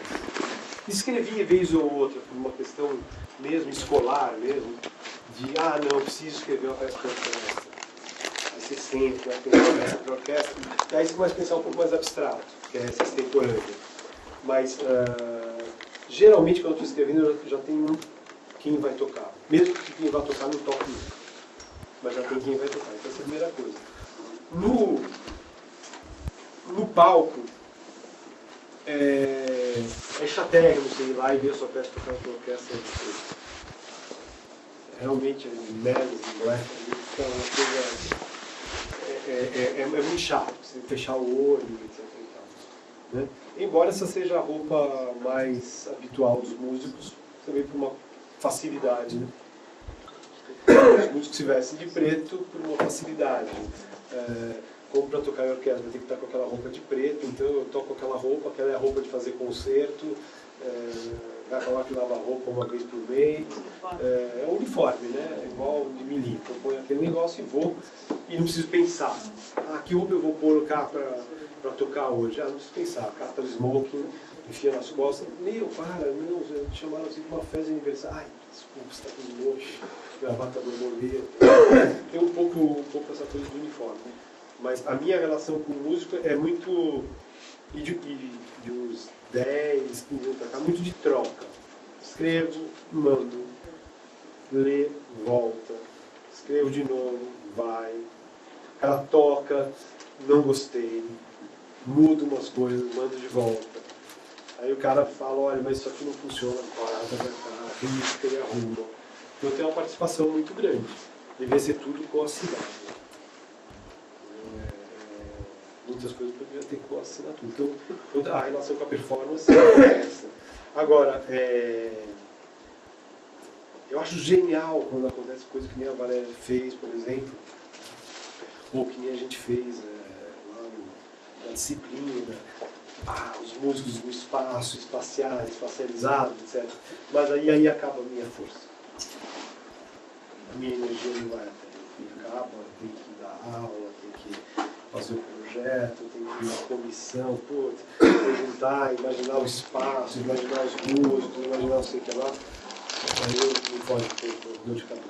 Não tem nenhuma música sua que você tenha muito planejamento? Às vezes eu escrevo um pedacinho e depois desisto. Eu acho que tem uma coisa que é o seguinte, você tem o desenhista, lápis, papel e pressão, e que ele pode talvez até trabalhar com um branquinho, com algumas tintas. É muito diferente do cara que tem que comprar a placa de cobre, comprar o ácido, fazer, se machucar. Aí depois feita a placa, ainda tem que ir para a prensa. Quem é que tem uma prensa? Tem uma prensa em tal lugar. Vai lá, daí compra o papel, daí testa os papéis da prensa. Esse cara tem um tempo muito diferente do cara que simplesmente desenha, rabisca. E que é muito diferente do cara que fala, eu faço escultura em mármore. E fica escolhendo, escolhe o mármore, vai lá, esse aqui, volta, trabalha, vai burilar um monte de ferramenta. Um pouco também de energia pessoal. Às vezes, eu ao menos assim, prefiro, faço uma partitura, se alguém tocar, tocou, se não tocar, não tocou, já colaborei, já foi bacana, já fiz o trabalho lá com o Cris Grave, com a Lídia, já foi legal, pronto, se tocar, tocou, se não tocar, não tocou. Muitas não tocam, mas está feito. Agora, eu ir lá, todo o envolvimento, aí você tem que ter um outro tipo de energia. É um outro tipo de energia. A energia do cara que joga xadrez, a energia do cara que joga futebol. Energia diferente. O Rogério tem energia de palco. Ele adora, tá lá fazendo negócio, você vai aqui, e toca, põe o microfone e puxa. Putz, lembra uma angústia. Cada vez que eu lembro que vai ter que chegar lá, puxar os fios, conectar essa parte da luz. Não, angústia. Eu falo, não, escreva no papel, se tocar, tocou, se não tocar, não tocou. Sabe? Um pouco por aí. Eu acho que corpos diferentes têm energia diferente. Uma coisa genial, uma vez eu fiquei olhando para o aquário, aí você tem uns peixão tontos. Aí tem uns carinha pequenininhos, vai nesse, desce embaixo, aí tem um topeira que parado, comendo vida ali, comendo pedra. Certo? É isso, é boi no curral. Você tem boi que anda rápido e está na ponta, o tontão vai paradão e está no meio. Ele não vai no meio e fala, deixa eu sair correndo. Não, ele está ali no meio. Ele está parado, a velocidade dele é outra. O outro lá está com muita velocidade, deixa ele correr. Ele deixa ele correr, derrubar a porteira, sair correndo, aí é caçado, aí volta, aí joga de novo. O outro está lá parado. Sabe, acho que tem um pouco dessa coisa de corpos que tem uma certa energia. E aí essa energia a gente não tem como regular mesmo. Isso aí a gente veio com a maquininha programada. Mas você vai no médico, toma uns remédios, etc. Mas a maquininha é essa. Tem uma que pufa, outra que rápida, outra lenta. E daí eu acho que isso tem a ver com música mesmo. Mozart era um cara que devia ser insuportável. Música tem todo. Os caras estavam lá. Agora, se você vê assim, esse é o ideal, você está ferrado, porque o seu corpo quer escrever uma música a cada 8 meses. E a do Mozart quer escrever uma a cada 8 horas. Aí se você falar assim, aquele cara que é bacana, aí você dançou. E aí você vai tentar fazer isso, você vai morrer. Você não vai conseguir fazer aquilo. É desgastante. É legal ler, aí é a questão dos diários. Né? Os diários do Conclé. O cara não conseguia ser o pintor, ele não conseguia ser o Klimt. Ou ser o Egon Schiele. Ele não conseguia. Ele tentou fazer a vida como caricaturista, não ia para frente, as caricaturas dele não iam para frente. Ele desenhava, mas não ia, não tinha como, ele ia para o jornal, voltava, não publicava, voltava. Né? Ou a velocidade do Fernando Pessoa. Mas um cara que de repente tinha um ataque que parava, ficava aquela maresia na paradeira, não conseguia nada, de repente ele parava. Daí você lê os caras, eles falando, as angústias, e fala, nossa, cada um tem um corpo. Cada um tem um corpo, não é todo mundo tem esse corpo que também é institucional, né? Produz muito, né? Esse corpo altamente produtivo, né? Que faz coisas o tempo todo. Pega o Leonardo da Vinci, com tudo parado sem metade, tudo largado, começa a duração de larga, começa a larga. Aí tem duas ou três coisas que dão certo, copia na TV. Então, o resto parado. É outra velocidade. Você imagina, o cara pega 3, 4 quadros, põe nas costas e vai para morar num castelo que é a 300 quilômetros onde ele está, de carrocinha, andando com a carroça, com 60 anos de idade. Quer dizer, que velocidade? É diferente da velocidade do... Não sei se você assistiu aquele filme do Tuller matando o Gerard Depardieu fazendo o papel de Marré. E a velocidade do Marré é a velocidade do Monsieur de Sainte-Colombe. O barato dele é tocar, lembrando da mulher dele dentro da casinha, enquanto que o outro, sucesso, correu aqui, a corte, vai. Ou o filme do Saramago, o Pilar. Ele cansado, eu não aguento mais da palestra, eu estou cansado, dói as costas, não tem mais o que falar. Né? Velocidades. Passa por aí.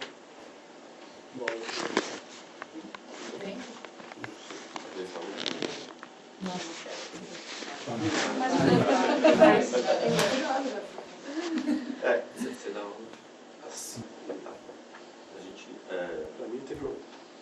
não, a gente pode encerrar isso aqui.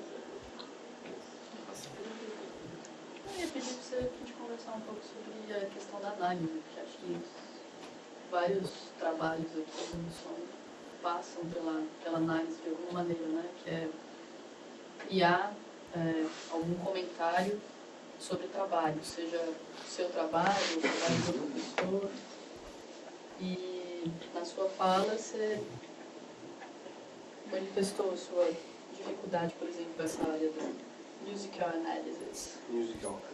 Que precisa falar em inglês mesmo, mas... É inglês. E precisa falar mal falado em inglês para fazer sentido. Musical analysis. Exato. Musical analysis. Mas, e aí, quais são as opções, né? Que caminhos que você visualiza? Porque essa relação visceral da música, do ponto de vista da criação, como é que isso pode ser abordado também do lugar da análise, né? Como é que você não mata esse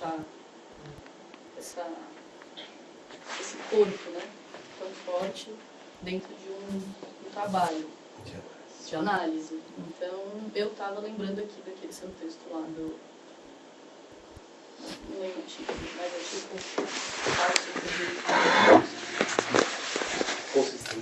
Consistência sem percurso. E daí talvez alguma coisa sobre... Porque as análises, elas sempre partem dessa ideia das estabilidades, né? Então você olha para um conjunto e você tenta identificar relações, né? Comuns por identidade. Né? E aí, nesse texto eu falo bastante sobre isso, né? De buscar aquilo que é particular, né? Acho que isso ajudaria também um pouco nas reflexões que a gente tem feito para o projeto, que é entender esse lugar da análise, do discurso, da crítica, como que você também pode construir algo a partir de objetos, porque você falou bastante do ponto de vista da criação, né? Mas depois que você tem esses objetos, tanto como você fala dos seus próprios objetos ou dos objetos de outros, como você se aproxima. Então, acho que um pouco você falou na hora da cartografia, né? Daquele exemplo que você deu do... Como chama o cara? Legal, a gente queria saber escrever. A gente, eu, a Nádia. Cadê a Azulão, companheiro? Deligue-me. Todos subgêneros, mas é dos objetos. Aqui, ó, esse aqui não. Essa funciona? Não sei. Apaga.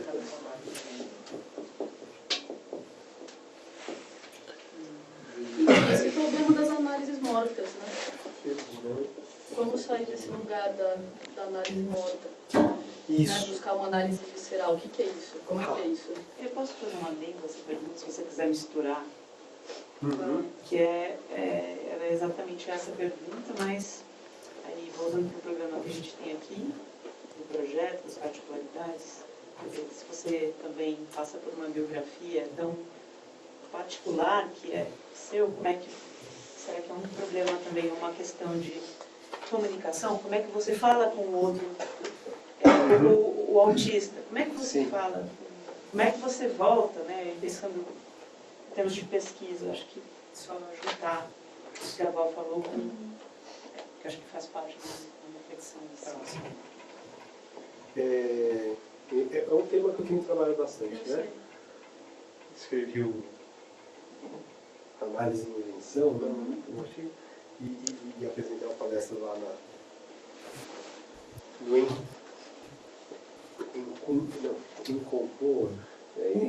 Encontro, sei lá, é um negócio, um encontro, esse bom mudando de nome, né? E daí como que... E o outro é um artigo que fala da questão da biografia, né? O da biografia me passou um pouco pela cabeça quando eu estava analisando tinitos e bioacústica. Era duas peças do Rodolfo Caetano, eu escrevi o artigo até. E daí falava, sons de pessoas falando numa piscina, sons de crianças, sons da madrugada, pessoas conversando, né? Quer dizer, essa coisa de relacionar ao treco. Mas eu vou tentar ajudar. E daí, como pensar a análise? Eu acho que a análise, aí vem o que é a análise e para que ela serve. Para que serve a análise? Né? A primeira, e como que a análise nasceu? Aí eu comecei a ficar preocupado como que a análise nasceu. Onde nasceu essa porcaria chamada análise musical? Em que momento esse negócio surge e ganha o primeiro passo dele, onde ele é definido, fala assim, você deve escolher um objeto que não vai mais se transformar. De preferência, um compositor já falecido. Tá? Tá lá no Guido Adler. Ele vai definir quais são as bases para análise musical, que seria a musicologia sistemática. Então, na musicologia sistemática, tem que escolher e de um povo que não existe mais, ou seja, do passado, geralmente. Por quê? Porque não pode mexer muito. Só, aí tem um negócio que é uma aula gigante, né? Mas aí tem um treco que nasce muito lá atrás. Quer dizer, tudo isso nasce muito lá atrás, né? Esse treco. Tudo isso nasce num livrinho que é o Diálogo Parmênides, do Platão. Onde Parmênides propõe que as coisas não são fluxo, em oposição a Heráclito, que as coisas, na verdade, elas têm um treco que ele vai chamar que é o ser. Eles são alguma coisa. Então, ele vai opor fluxo a ser. E a partir daí surge toda uma história. Né? Quando o Deleuze escolhe os caras que ele vai analisar, são todos os autores que falaram sobre o fluxo. Porque todos que falaram sobre o ser, falaram sobre o ser. Ok, bacana. Descartes falou sobre o ser, bacana. Sartre falou sobre o ser, legal. Foi bonito. Escreveu, é bacana. Mas ninguém está falando sobre o resto. Todo mundo está falando sobre o ser. O que é o ser? O ser é o estável. O ser não é a aparência. Porque a aparência tem movimento. O ser é a essência. Então, toda a análise musical, quando ela nasceu, ela já nasceu em cima dessa episteme que falava assim, o que é interessante é analisar a essência. Qual a essência dessa obra? E daí, tudo que nasce de análise está ligado a esse pensamento da essência, a esse pensamento do ser. O problema é como que analiso a música em movimento. Como é que eu faço análise dinâmica? Eu lembro, o Rogério curtia aquela coisa que uma pessoa dançando já é uma análise musical. Né? O cara que está dançando uma música, ele está analisando. Ele está fazendo uma análise da estrutura rítmica com o corpo dele impressionante. Né? E está escrevendo, inclusive. porque o suporte é o corpo, se você filmar é um registro. Análise musical de fulano de tal, analisando, não sei o que, filma o cara dançando. A alma se mexendo, ouvindo. Você tem toda. Porque é um corpo que faz outro em movimento, tem um jogo aí de transformação de um corpo, de visibilidade de alguma coisa. Então, a primeira coisa é a análise musical. Enquanto eu tenho lá, de novo, eu tenho lá meus amigos, e quero mostrar para ele como é que funciona o motor do carro, aí eu falo, essa peça é ligada com essa, ligada com essa, tira aqui. Por quê? Porque foi montado daquele jeito. Então eu vou lá estudar como é que os caras montavam o carro, como é que estava, né, a harmonia, como é que funciona. Isso é uma coisa. Mas, que é uma análise, digamos, técnica. Não teórica, técnica. Do outro lado, é o extremo oposto, que é o meu professor de composição. É o livro. É uma análise como invenção. Toda análise é uma loucura. Analisar Beethoven como se fosse um filme. Então tem fade in, fade out, panorâmica, plano americano. É uma piração, uma viagem. O negócio é lindo, é muito bonito. Entendeu? O cara vai fazer uma loucura. Né? Vai analisar a música do Renascimento, como se você estivesse dentro de uma igreja. Aí vai escrever uma música e ele vai pensar os negócios, as dobras do rococó na partitura, como é que isso vai acontecer. É uma análise de invenção, e do outro lado, essa análise técnica. O problema é que quando vem musical analyze, como dizia o Johnny, né? Magazine. No Geographical Magazine. Né? Então, o analyze, quando vem isso daí, você fala assim, caramba, é só teoria. É só teoria reciclada, teoria reciclada, teoria reciclada, teoria reciclada. E é tudo teoria, não é nem técnico, ou seja, nem dá para fazer. E para mim a coisa caía no seguinte. E um livrinho de outro, gosto de falar, o Stravinsky, quando ele fez isso, ele pensou numa coisa aqui, depois fez assim, faz tchum, e ficou bonitinho. Depois ele pegou a estruturinha assim, contou 7, contou 8, contou 9, fez a teta e funcionou direitinho. Depois ele fez isso aqui, olha que bacana ficou, olha legal. Aí fui ler o livro do Anton Coletti. Número, aquilo não falava nada sobre a música, não tinha nenhuma dimensão técnica, nenhuma dimensão que a gente pode pensar de fábula, invenção. Tinha só uma dimensão teórica. Então acho que o problema maior da análise é o pensamento teórico. Aliás, de todas as coisas. Se eu pegar o pensamento do Deleuze, que é um pensamento alucinado, mas ele morreu, não vai alucinar mais. Né? Chega, parou ali, morreu em 92, 94, 92. Morreu, acabou, não vai ir mais adiante. Então assim, genial, agora vou pegar a teoria do pensamento do Deleuze.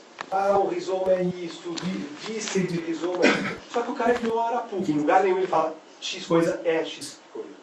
Ele não deixa criar uma teoria. Mas se desse para criar uma teoria, você tiraria toda a força daquele trabalho. Toda. Ela afundaria totalmente. Então, de certa maneira, a teoria musical, né, a análise semiótica, era um treco bacana. Quando o Villa escreve ali, é uma análise semiótica. O trabalho do Martinez, com os indianos lá, os Hindustani, é um trabalho semiótico. Mas, tinha uma loucura, né, esse trabalho semiótico. Mas tinha os caras que já começavam a comprar tudo, compravam 3 garrafas. Você vai fazer análise, compra 3 garrafas. Na primeira você vai colocar ícones, na segunda símbolos, na terceira você coloca índices. Aí você fica as 3 garrafas, aí vê se encaixa, se não encaixa direito, dá uma forçada, né? Quebra, né? Fazia bastante isso, forçar, encaixar o negócio, quebrar. Daí força né, o outro lá analisando Stravinsky. Aí tira 10 notas e fala, veja como a estrutura funciona. Né? Você tira essas 10 notas, mas a estrutura funciona direitinho. Pô, mas o pastor pôs, eu estou ouvindo as 10 notas. Né? Elas estão lá, como que tira? Então, acho que tem uma dimensão, tem essa coisa. Para o que eu quero fazer a análise? Mas eu acho que aí, para todo pensamento, uma perguntinha que o Nietzsche faz no Esse Homo, que é, sempre que há um pensamento, com quem esse pensamento se alia?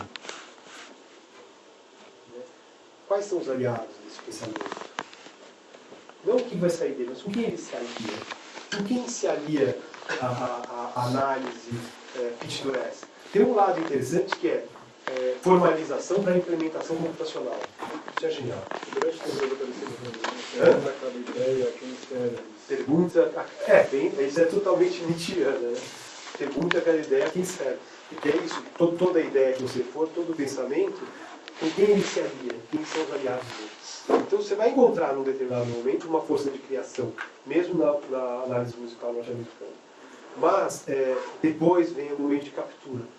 E a gente tem que estar sempre, quer dizer, para mim, eu acho que sempre tem que estar preparado. As nossas análises que a gente fazia na década de 80, 90, ali, né, inventando como analisar som, etc. Estava naquele livro. Sound of Music. Engraçado que hoje mesmo na aula de harmonia, que eu estava fazendo um texto, é um livrinho, aquele do Olivier Alain, L'Harmonie. No começo do livro, que eu trouxe para problematizar essa questão de teoria com os alunos. E ele vai falar exatamente uma coisa parecida com isso. Que a criação, ela está viva, é uma coisa dinâmica, do devir. Daí a teoria surge após, sistematizando algum procedimento estabilizado pela teoria. Exato. E a pedagogia é pior depois, porque ela vem e adota o livro da teoria. E aí você vai para a escola e lá os alunos esperam que você ensine a pedagogia. Não, mas isso me lembrou aquele negócio do D.H. Lawrence, né? Que ele imaginava... o D.H. Lawrence que imaginava as pessoas embaixo do grande guarda-chuva. Fora desse guarda-chuva é o caos. E daí tem esse grande guarda-chuva. Vez ou outra, um artista cansado, claustrofóbico, dentro daquele negócio, aquela tampa, sobe correndo lá em cima e faz um rasgo gigantesco. Assim. Aí nesse rasgo, um monte de caos entra por aquele buraco, ninguém consegue explicar o que esse cara está querendo pintar isso desse jeito, não é assim que se faz, está fazendo música desse jeito, não é assim que se faz. Bem, tão rápido quando o cara rasgou ali o caos, vem um grupo de bombeiros gigante que costura. Os teóricos. Aí depois que costurou, veio os caras que pintam uma imitação, os britos vão lá e pintam uma imitação do caos ali. Certo? O Romero Brito é um caos criado pelo Mondrian. Você vai lá, durante um tempo, então ninguém vê Mondrian, todo mundo fala mal da Romero Brito, vai lá e pinta uma imitação para a tampa de privada. Né? Porque um colega meu está morando no meu apartamento lá, o vizinho me chegou e falou assim: pô, bacana que você está aqui, o vizinho é muito bacana que você está aqui, estou super feliz, pô, legal, agora tem gente morando aí. Tá? A gente podia dar uma melhorada aqui na entrada do apartamento, que é bem comprida. Aí o Alessandro falou: pô, eu também acho, tem umas coisas aí, vamos ver isso aí. Ele falou: eu tenho 2 Romeros Britos parados. Aí o Alessandro falou: com relação a isso, a gente discorda totalmente. Põe no seu projeto. O Romero Brito parado, mantém os parceiros. Não, mas aí é que tá, mas nada contra o Romero Brito. A criança adora ver, etc e tal. Mas dentro de uma relação pictórica e de produção, ele é isso. Ele é o cara que vai lá pintar o falso firmamento, pintar o falso caos, fingir que tem caos ali. Isso acontece muito se a gente for pegar a história. Acho muito essa imagem do Lawrence para pensar, né? E a análise, onde é que ela fica? Para ensinar o cara que vai pintar o falso firmamento? Ou ela fica na hora que entra o caos? Ela está tão feliz pelo aquele caos que ela cria mais caos. Né? Esse que é o problema é que daí tem o consultor, o parecerista, o assessor da obra, o artigo. Esse é o problema. Mas a gente pode praticar uma análise de invenção. Eu acho que isso é muito importante. Mas acho que tem uma dificuldade aí, porque quando a gente vai desses lados assim, que é do falar do Romero Brito, ou falar da análise musical, schilleriana, que são lugares já meio que todo mundo já ri junto, assim, né? Só que me preocupa mesmo, assim, seriamente a análise nos nossos trabalhos, que a gente lida com isso no cotidiano. Então, também assim, não é só quem está usando Beat Class, porque daí fica fácil, já parece que eu não estou sujeita a isso, né? E acho que é um problema bem difícil esse lugar da análise enquanto invenção, porque Porque assim, precisa pensar então, porque se a análise está no lugar da invenção, e eu também acho que ela está, você está entendendo a análise como um lugar de criação e, portanto, necessariamente passando por um corpo que está presente também na análise. Então, por isso que eu tentei explicar essa reflexão da análise também enquanto vísceras. Que ela fica pessoal, né? É lógico, e você sabe que é um neutro. Sim, mas ela fica pessoal, mas aí é que tá, mas é aquele pessoal que eu te falei, que é coletivo. Pois é, acho que essa é a dificuldade. Encontra... Aí ela vai ser selecionada dessa maneira, né? Como Ela vai encontrar ressonância ou não nas pessoas. E daí, se ela encontra ressonância, mais gente vai ler. Se ela não encontra ressonância... É impressionante essa coisa das ressonâncias. O livro da sonoridade, eu gosto muito do Música e Repetição, meu primeiro livro, etc. Que não tem a ressonância que tem o livro da sonoridade. No livro da sonoridade, ressoa entre educadores. Caras que não tem absolutamente, não vão compor, eu imagino que fosse compor, não vão compor. E aí eles adoram. E daí outro dia no congresso, estava conversando, daí, o livro da sonoridade. Eu falei, mas o que você gosta? O cara, ele falava uma frase e falava, nossa senhora, mas isso aí é aquela coisa, né? Por pouco eu não tirei fora, né? Então, daí é isso, aonde que encontra ressonância? Encontrando ressonância é que o tempo cresce, né? Ele não vai crescer sozinho. Então, de um lado, um sistema natural, que é o jogo, a erva daninha, ela prolifera, ela morre, porque depende do terreno, e do outro lado, a plantação organizada. Eu mando esse artigo para óculos, isso vai para o parecerista que está orientado a aceitar certo tipo de coisa e ele vai negar o artigo. Então daí eu engano ele. Eu coloco umas frases que enganam, umas coisas que parece que é acadêmico, e aí ele aprova. Só que essas coisas que eu coloquei ali minaram todo o trabalho. Eu me pergunto se essa questão da análise musical e da análise visceral não é parecida com a questão da música e da arte sonora. No sentido que a própria palavra análise, né, etimologicamente vem da ideia de decompor, né, de percorrer o caminho da composição ao contrário. E se isso não é viável por qualquer razão em um determinado contexto ou para um determinado tipo de poética, essas outras leituras e possibilidades que são criativas, elas estão tão longe da ideia de percorrer o caminho ao contrário. O cara dançando, a peça pode revelar mais coisas do que a análise fica querendo, mas ao mesmo tempo não está desmontando o relógio, né, com os mecanismos, com as engrenagens para mostrar como é que foi montado em primeiro lugar. Então está fazendo uma outra coisa. Então, mas como foi montado a gente não sabe, né? Fosse um caminho mais... Como foi montado a gente não sabe, né? Mas será que a gente não está Mas a gente quer mesmo. Até o fim, a ideia da análise visceral é desmontar o relógio. Mas o relógio a gente sabe como é que é feito, ele é feito industrialmente. Mas a música você não sabe, porque ela tem decisões locais. E essas, por mais que ela seja estruturada, ok, bem estruturada na forma sonata. Tem uma coisa bem institucional, tem estruturada na forma sonata, eu sei como é que funciona a forma sonata, direitinho. Ok, tem um autor, eu consigo ver facilmente onde ele fez variações sobre essa forma sonata. Eu consigo ver que o tema dele é bem o tema de sonata clássico. Agora, como que ele escolheu aquela sequência exatamente? Até a forma sonata foi engessada a posteriori, né? Sim. Então, não, mas ela no começo ela é uma formuleta, né? Porque tem dois caras, então, eu tenho que ir atrás desse século historicamente. Tem dois caras do século XVIII que começam a dar aula de composição. Até aí, a aula de composição é copia. Copia dos grandes mestres. Então, toda a análise pictórica do Leonardo da Vinci, tudo é copiar dos grandes mestres. Aí o Leonardo já começa a falar, sim, mas tem que saber o que você está copiando. E nem sempre o mestre tem coisa tão grande assim. Então, eu tenho que ensinar a escolher qual é o grande mestre, dois, o que copiar do grande mestre. Isso lá no Leonardo. Na música, isso demorou mais tempo. Então, no século XVIII, tem um cara chamado Such, e outro chamado Koch. Não, Sulzer, Koch.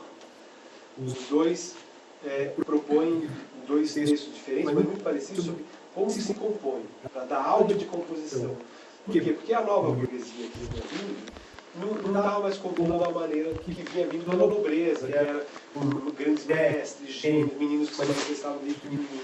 Não, o cara da burguesia, porque ele começou a estudar piano com 16, 17 anos, 14, ele não foi só os dois. aos 3. Mas como é que eu posso formar esse cara? Eu faço um monte de coisa. Dentre elas, no século XIX, a escola do nosso Sauer, que era uma máquina de criar violoncelista para orquestra. Todo mundo tocando errado, né? É o que nossos professores hoje dizem. Né? Todo mundo tocando errado, mas todo mundo tocando. A composição é mais ou menos. O que eles fazem? Eles pegam o modelo retórico e usam o modelo retórico como base. Então, enunciácio, confutácio, prehorácio, afirmácio, você fecha o negócio, era usado como base de ensino de composição. Fase 1 do ensino de composição. Ensinar o enunciácio. Como que você enuncia? Então, e ensinar a enunciação para ensinar a forma musical que é. Enunciação, enunciácio, confutácio, que é ir contra, prehorácio, que é falar novamente, e a finalização, né? E a afirmação. Então você afirma. Isso vai ser a minha forma musical. E aí todo mundo compõe em cima dessa forma mesmo, que era uma formuleta mesmo. Então quando a sonata clássica nasce, ela nasce em cima dessa formuleta. Tem se vocês me permitem uma bobagem, eu vou projetar um negócio que eu acho engraçado. Vou mostrar para vocês um bicho. Será que ainda tem bateria? Ou Sérgio morreu? Estava quase acabando. Eu vou mostrar para vocês um bicho, que é tão bicho. Tudo bem. Eu vou finalizando aqui. O ponto que eu queria pegar, na verdade, como um comentário metodológico, se a análise realmente ela pretende ser uma decomposição, se essa análise visceral ela parece pretender uma coisa completamente diferente, alguma coisa tipo uma recomposição. Uma síntese em vez de uma análise. Uma síntese que se aproxime daquilo que se pretende explicar e através da ressíntese você encontra, você revela coisas que estavam subentendidas, escondidas e tudo mais. Exatamente. E é um trabalho criativo. Sim. E mesmo dançar uma ressíntese. E fazer uma versão eletroacústica. Fazer uma escultura, uma ressíntese. E ela pode revelar parentescos entre maneiras de operar instrumental e maneiras de operar, sei lá, em procedimentos finais. Tem várias formas de percorrer esse caminho, mas que parece um caminho de composição de novo. Ou seja, adotar a composição como ferramenta. Porque tem um negócio. Talvez abandonar o termo análise. Talvez abandonar o termo análise. Para não criar uma guerra contra, sei lá, quem sentou em cima da... Mas e os outros modelos de análise? Mas esse sim também. Tem que pensar no psicanalista. Ele não está. Você fala, ele quer, ele fala, aí ele sabe que existe o fenômeno do espelho, da projeção, etc. e tal, do fantasma freudiano. Ele sabe e ele vai deixando você falar, e de vez em quando ele joga um treco, você continua. É um modelo de análise que, por exemplo, na música, quando as pessoas falam, pô, daí o cara vai fazer análise freudiana. Aí foi, tá lá o bicho da boca, não sei, a nota Ré em cima da nota Mi bemol, no acorde, e aí é bobajada. Mas até onde a psicanálise não pode ser um lugar para a gente estudar os métodos? Como que o Reicher fazia os trabalhos de análise dele? Como é que o Lacan trabalha? O Denis, com essa análise dos meninos, entendeu? Até onde a gente não tem modelos que ajudam a gente a fugir desse treco? Mas tem um ponto que, assim, se a composição não é só estrutura, por que a análise se refere somente a isso? Você pode decupar processos. Decupar processo é investigar tudo que cerca um artista no momento da criação do trabalho. A questão é que a análise musical, tradicionalmente, ela se prende a uma postura, para ser bem objetiva, ao que está registrado graficamente naquele tipo de notação sobre o papel. Sei lá, o número de telefone que estava ali do lado já não importa, né? O título da peça já não importa. Quer dizer, muitas coisas que não são coisas, né? Por algum motivo, a análise musical, ela... A hegemonia requer isso aí.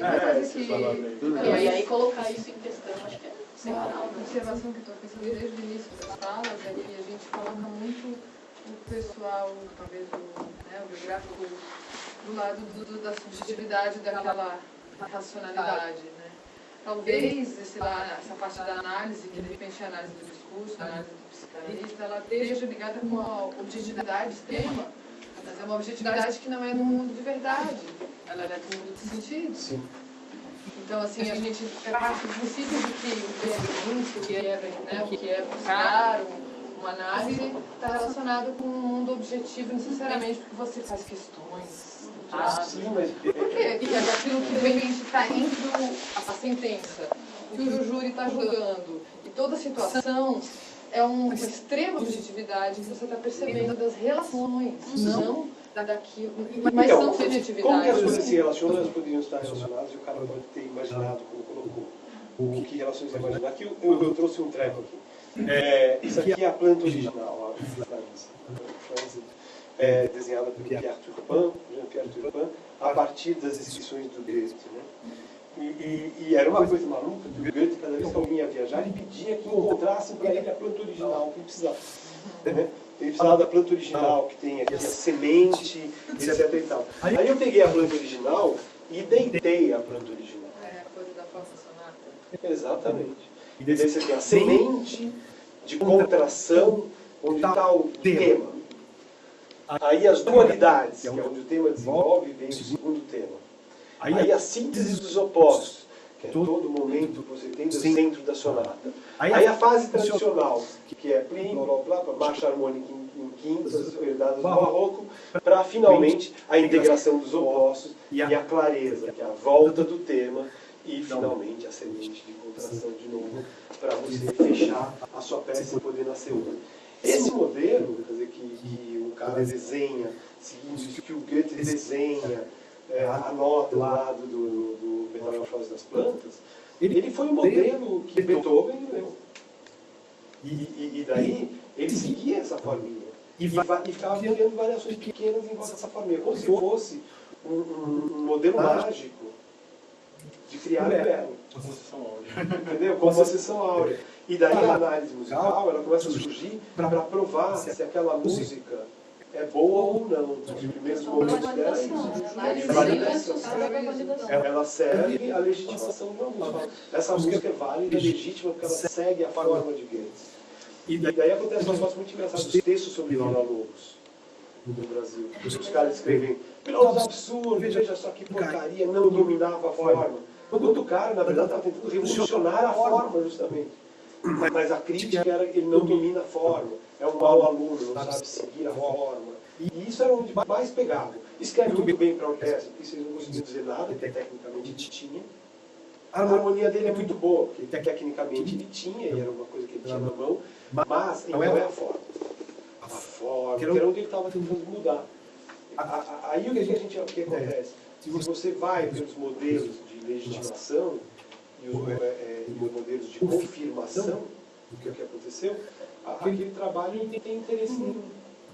Eu pego a peça, sei lá, pego os improvisos, eu gosto baseado no objeto de Pierre Schaeffer, eu analiso como objeto de Pierre Schaeffer. Não, tá, bacana. Vocês começaram com o objeto de Pierre Schaeffer, eu analisei, isso é tautológico. Eu usei a ferramenta para analisar, a ferramenta que usaram para fazer, no máximo para fazer que os objetos são ruins. Ou o que é totalmente estapafúrdio, mas eu posso explicar do ponto de vista do grão, que na sequência schaefferiana poderiam ter feito uma escala um pouco mais aproximativa. Eu posso, certo?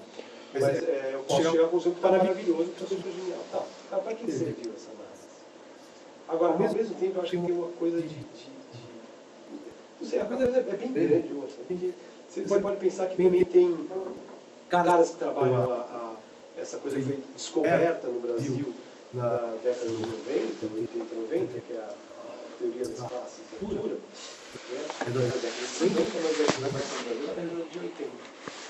Os primeiros artigos, o Forte 1972. Mas é o Babbitt. Então, já estava na década de 50, o Babbitt já estava formulando ali. Que é a tese de Stefan, né? Sobre o Babbitt e o Babbitt e a teoria de classes, né?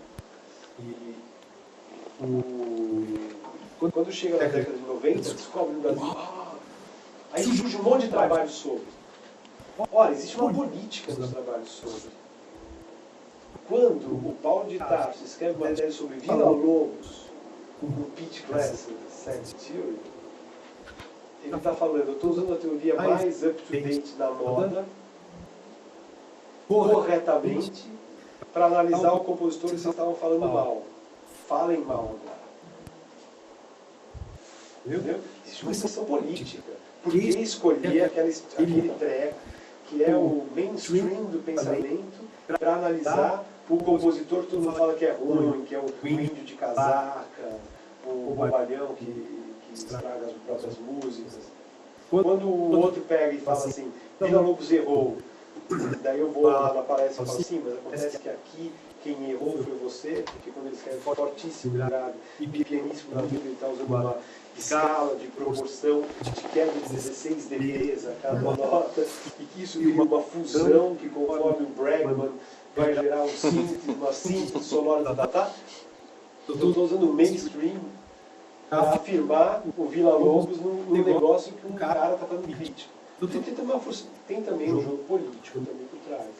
É um jogo de formação de estudantes, um jogo de controle de grupos, que não é, entendeu? Que é muito forte. Agora, como reinventar a análise, não sei, eu estudo o vídeo, a visão análise é aqui. A análise é a invenção de relações. É inventar relações e fazer toda a análise seria uma cartografia. Agora tem uma coisa, por que é necessário que a análise seja cartografia agora? Demais. Entendeu? A gente vive um momento em que a análise precisa ser cartográfica. Pode ser que daqui a 30 anos ela volte a ser de mapa e ela volte a ser necessária que ela seja dura. Mas nesse momento eu preciso dela cartográfica. Entendeu? Porque o problema atual é cartográfico. Porque no problema atual eu não consigo analisar as coisas de uma maneira que é ingênua. Eu não consigo colocar só uma linha de relação, eu preciso colocar muitas. Né? Mas é isso. Tudo bem? Acho que dá um assunto aí para começar. Acho que eu sou o último representante oficial da coordenação aqui do Som, então eu vou agradecer ao nosso palestrante pela discussão e pela palestra e continuar conversando.